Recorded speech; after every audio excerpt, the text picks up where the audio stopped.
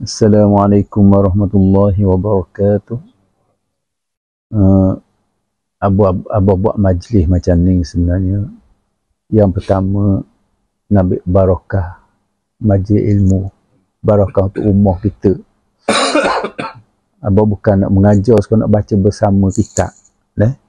Pasal apa? Kalau abah baca seorang ni, tak ada 10 minit ngatuk mata lah. Jadi seorang ni timbul masalah. Pasal kadang-kadang kita perlu bersama orang lain juga. Tak boleh seorang diri. Seorang diri jadi teralik, terlala, macam-macam lah.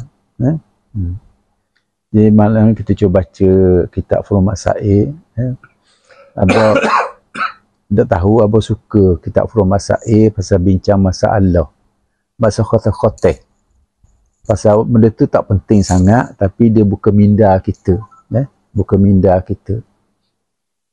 Furu'ul Masail, masa-masa cabang, masa furu' dan bidang fiqh tu sendiri. Ni tajuk yang dibuat ni tajuk bid'ah. Tajuk bid'ah. Dia kata sini, bid'ah ialah perkara yang ada hubung kait dengan agama, yang tidak dilakukan pada zaman Rasulullah sallallahu alaihi wasallam dan juga pada zaman para sahabat, tetapi dilakukan selepas wafat Rasulullah sallallahu alaihi wasallam. Tu asal bid'ah. Selama ni kita dengar bid'ah bagi pada dua kan. Bid'ah hasanah, bid'ah dhalalah. Tapi dalam kitab ni dia bagi lebih sikit lagi. Bukan dua. Soalan. Apakah benar pendapat yang mengatakan terdapat bid'ah wajib, bid'ah sunat, bid'ah makruh dan bid'ah haram? Apakah contoh-contohnya? Soalan. Jawapan dia, memang terdapat bid'ah yang wajib, iaitu sesuatu yang tidak ada pada zaman Rasulullah, tetapi dituntut dan diwajibkan supaya kita lakukan. Contohnya, kita diwajibkan mempelajari ilmu nahwu, ilmu saraf, sebagai alat untuk memahami Al-Quran dan sunnah Rasul. Kerana mempelajari ilmu-ilmu seperti ini adalah wajib. Dia nak faham Quran, nak faham hadis, kena tahu bab nahwu. Kita kalau baca tajmuh saja, kita rasa kita faham lah, tak betul lah. Tajmuh dia direct translation, direct gitu. Tapi makna sebenarnya kita tak jelas lah. Malah ada setengah tu ke ilmu nuzulul Quran, kita faham pasal satu ayat diturun pasal apa, dia ada sebab. Gitu. Ini contoh dibagi ni bab ilmu nahwu dan saraf lah kan. Tapi satu hal lagi, ada orang kata, apa hukum bukukan Al-Quran? Zaman Rasul, Al-Quran tak dibukukan. Dibukukan Al-Quran, dia wajib. Ini wajib, bid'ah wajib. Kita gitu. Okay? Lebih kurang gitu.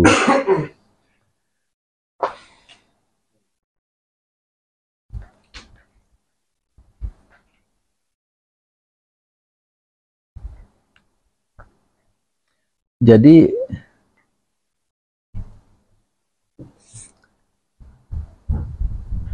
memahami hukum syariat ada apa ke? Itu sebut.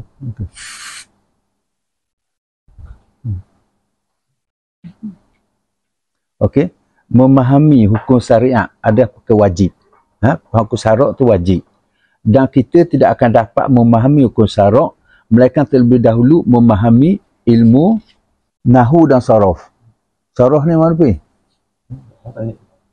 Saraf ni mana apa? Apa dah faham ilmu ni? Bab nahwu saraf ni mati bayang semua apa dah faham sangatlah. Ada setengah pendapat kata ada 4-15 ilmu yang perlu kita belajar untuk memahami Al-Quran dan hadis. Kita ni baca tajmuh tu rasa pandai sangat dah tau. Tak begitulah. Banyak ilmu-ilmu asas yang perlu ada sebelum nak faham Quran dan hadis. Bukan tajmuh ikut sedap kita je. Gitu. Ini berarti jika kita dapat menyempurnakan sesuatu yang wajib, melainkan dengannya, maka ia juga dikira sebagai wajib. Mana nak faham Al-Quran hadis, kena faham ilmu asas tadilah. Kalau tak faham dia tu, mana kita tak sogong lah. Kita sekolah faham tajmuh saja. Gitu. Adapun antara jenis bid'ah yang haram ialah seperti fahaman Qadariyah, Tengok contoh ni fahaman Qadariyah dia haram lah. Tahu tak apa fahaman Qadariyah? Di sini 3 fahaman Qadariyah, Marji'ah dan Mujassimah. Ya. Marji'ah dan Mujassimah ni abang taklah faham sangat. Ya. Tapi Qadariyah ni, tahu tak apa makna Qadariyah? Qadariyah ni makna dia akidah kitanya, kita faham bahawa segala perbuatan hak kita sendiri. Tak ada kaitan Allah Ta'ala. Faham tak? Tak ada kaitan Allah Ta'ala, kita buat sendiri. Itu asal Qadariyah. Jauh lah. Mana kita selalu macam menafikan ta'aluk Allah Ta'ala kata manusia tadi, kita bebas buat. Qada dan qadar. Gimana? Menafikan qada dan qadar Allah. Betul. Jadi fahaman Qadariyah ni, dia ke dalam kitab abang belajar masa budak-budak dulu lah. Dia kata kafir lah. Kafir lah. Mereka ini terang-terang menolak adanya bid'ah yang wajib.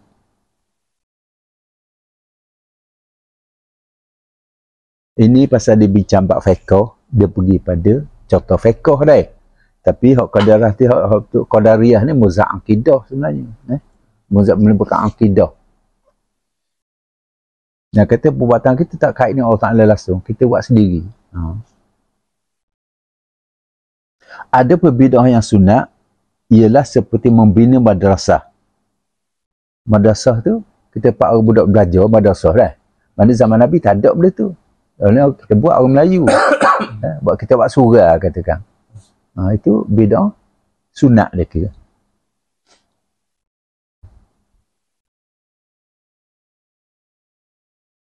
Menyedia ke tempat mengikat tali kuda zaman menyedia tempat mengikat tali kuda zaman Nabi tak ada. Ada. Kau tak ada zaman Nabi. Tak tahu kat sebut ni. Menyediakan tempat mengikat tali kuda. Bersolat tarawih berjemaah di masjid dengan 20 rakaat. Seperti yang biasa dilakukan, dan begitulah juga tiap-tiap sesuatu yang mempunyai kebaikan dan kebajikan yang tidak dilakukan pada zaman Rasulullah dan para sahabat. Ini pandangan Syekh Daud Fatani. Tak apalah. Antara bid'ah yang harus pula, contohnya seperti berjabat tangan setiap kali selepas solat berjemaah.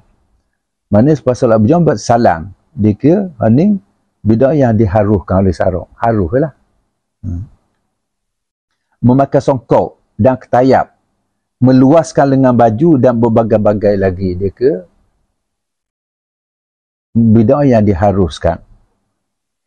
Ada bid'ah yang makruh ialah seperti menghias bangunan masjid dan sekolah-sekolah. Bid'ah makruh dia ke. Mana kita buat kubah sampai 1,5 juta katakan.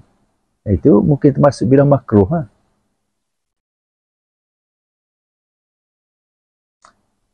Ada pun bid'ah yang tercela. Bid'ah mazmumah ialah perkara yang menyalahi syarak. Kerana setiap bid'ah yang termasuk dalam kategori ini adalah sesat. Begitu. Tapi sini dia tak contoh bid'ah yang tercela dia ke. Dia bab bid'ah setakat tu dia bincang. Sekianlah wabillahi taufiq wal hidayah. Wassalamualaikum warahmatullahi wabarakatuh.